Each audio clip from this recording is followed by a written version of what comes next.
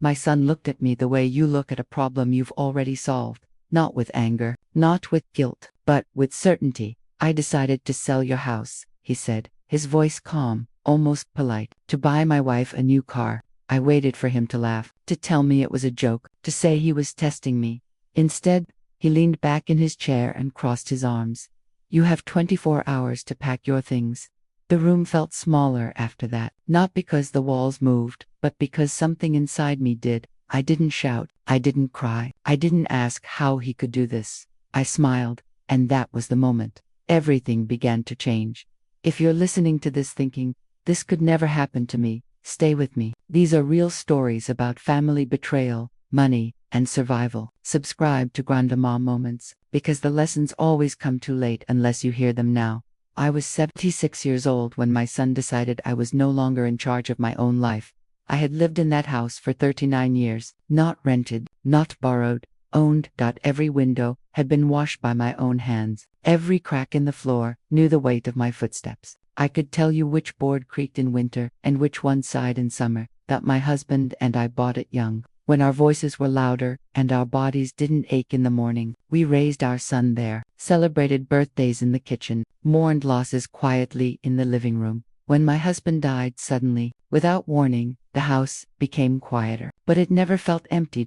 Until my son started coming around more often. At first, I welcomed it. He brought groceries, fixed small things, asked if I was managing. Just being a good son, he said, smiling, and I believed him. Because mothers are trained to believe, my son had always been confident, decisive, the kind of man who spoke as if the world listened. After his marriage, that confidence sharpened, hardened. His wife, I won't say her name, was efficient, quiet. She smiled without warmth. She didn't insult me. She didn't raise her voice. She simply treated me like furniture, something useful, but movable. It started with suggestions. You don't need all this space, she said once, glancing around my living room. Downsizing would be smart. Another time, she asked casually, have you thought about putting things in my husband's name? It would make things easier later. Later. That word should have frightened me. It didn't, because my son was sitting right there, and he didn't disagree. He began handling paperwork for me, just to help, he said. Mail disappeared from the kitchen table and reappeared neatly stacked in folders I hadn't touched. Documents appeared with yellow tabs and places marked for signatures. Just routine, he said. Nothing you need to worry about. And I signed, because I trusted the boy I raised, because he called me Mom when he wanted something. There were moments that felt wrong. Letters I never saw again. Phone calls that stopped when I entered the room. Legal words I didn't understand explained too quickly. Once, I asked him directly, why does this need my signature? He didn't hesitate. It's just to protect you. Protect, that word again. It wrapped itself around my doubts and made them feel unreasonable. The day he told me the house was sold, he didn't come alone. He brought a folder. He placed it carefully on the table between us. Like evidence, I already took care of everything, he said. The buyer is final. I felt my heart beat in my ears. My house? I asked, though I already knew the answer. Yes, he said. For the car. He said it like it made sense, like this was a fair trade. I waited for him to explain where I would live. He, DIDN, single quotes, T. Instead, he checked his watch. You'll need to be out by tomorrow evening. That's when I realized something terrifying. He had rehearsed this. I looked at the papers. They were real, stamped, signed. My name sat there at the BAFTA.com and obedient. I tried to speak, but my throat felt dry. You can't do this, I said finally, gripping the edge of the table. He didn't raise his voice, didn't apologize. You already agreed, he said. You just didn't understand what you were signing.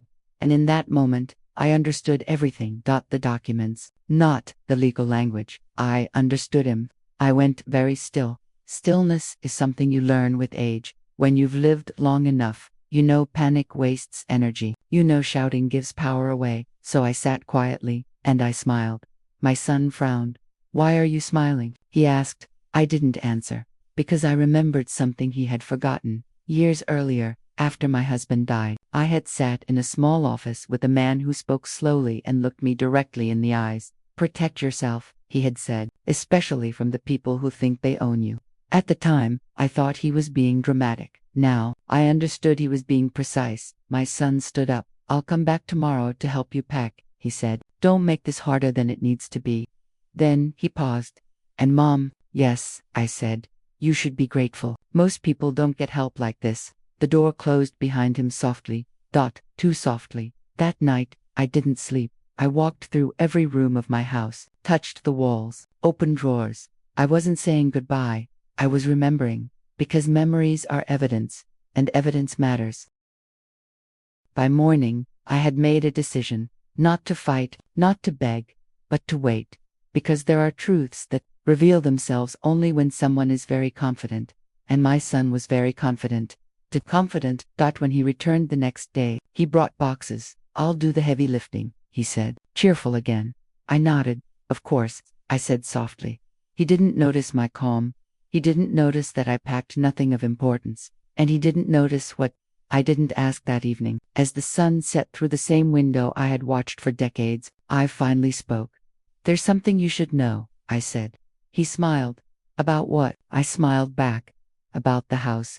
His smile froze. My son's smile didn't disappear all at once. It cracked just slightly, like glass under pressure. What about the house? He asked again, slower this time. I folded my hands in my lap and looked at him the way I used to when he was a child and had broken something important. Not angry, not loud. Patient. Double quotes. The house, I said gently, was never yours to sell. He let out a short laugh. Mom, please, we already went over this. I have the documents. I know, I said. I signed them. That seemed to relax him. He nodded, satisfied. But, I continued, you never read the ones I didn't give you. The room went quiet. He frowned. What does that mean? It meant everything. After my husband died, I didn't rush. Grief slows time. It makes you careful. While others told me to stay strong, I stayed observant. I noticed how quickly people asked about the house, how often they said later, and eventually, one afternoon, I sat across from a lawyer recommended by an old friend. He didn't speak fast. He didn't assume. He listened. And then he said something I never forgot. Love does not cancel risk. That day, I made decisions quietly, the kind that don't announce themselves. I placed the house into a living trust. Not dramatic, not secretive. Just be careful. My name remained. My control remained, but ownership, true ownership, was protected. It could not be sold without my direct informed consent, not signatures explained away. No paperwork, rushed. Consent. I never told my son, not because I didn't trust him, but because I trusted life, and life has taught me that. Certainty invites entitlement. Back in the living room, my son was still standing. You're confused, he said finally. I already spoke to the buyer. I nodded. So did I. That's when his wife looked up from her phone. For the first time that evening, her eyes met mine. What do you mean? She asked. I smiled. I said calmly, the house was sold years ago. Silence dropped, like weight. Sold to who? My son asked. To the trust, I replied. He blinked. That doesn't make sense. It does, I said, just not to you. He reached for the folder, flipping through pages faster now. It says what you wanted it to say, I interrupted gently. Not what it actually meant. His hands shook. Mom, you can't do this. I tilted my head. I didn't, I said. You did. The buyer he had promised the house to never existed.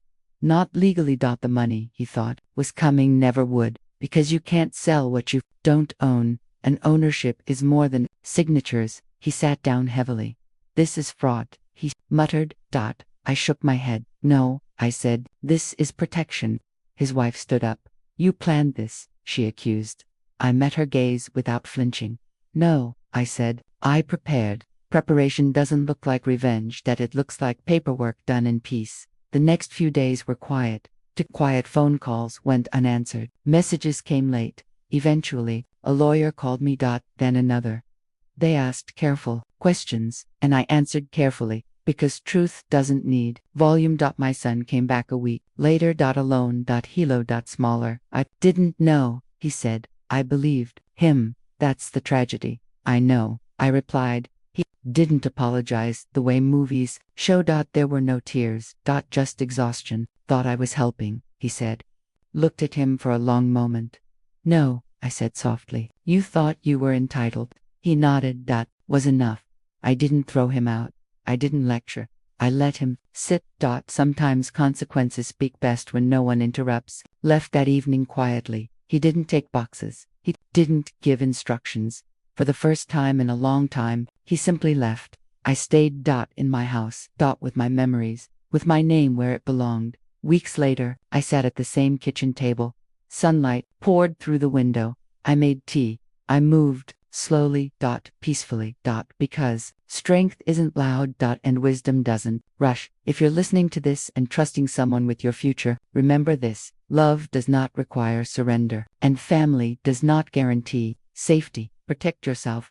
Especially from those who believe your silence means permission. If this story reaches you, share it. Someone you love may need it before it's too late. And subscribe to Grandama Moments, where quiet strength always has the final word.